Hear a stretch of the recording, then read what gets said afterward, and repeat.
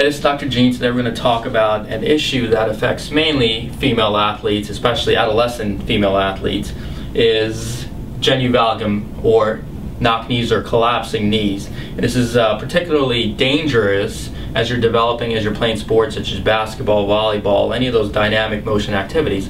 What happens a lot of times with females is their quadricep muscles are not as strong when they're developing, whether it's environmental, as in you're not exercising them as much, or it's because your hips are developing and they're a little bit wider, which puts more stress and forces your knees inward.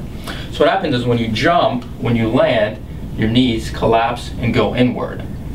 What this does is it weakens the quadricep muscles and it puts a lot of stress on the knees. The reason this is dangerous, aside from just simple pain, is because it creates a higher predisposition for ACL tears.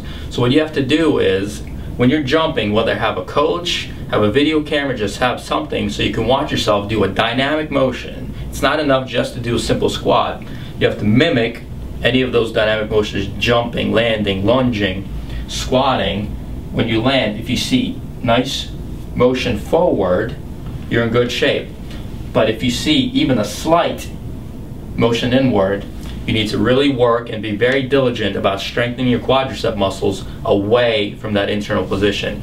You cannot bias at all. So if your knee goes in even a little bit, you're not doing yourself justice. So you have to be very, very careful not to let them collapse to prevent an ACL tear.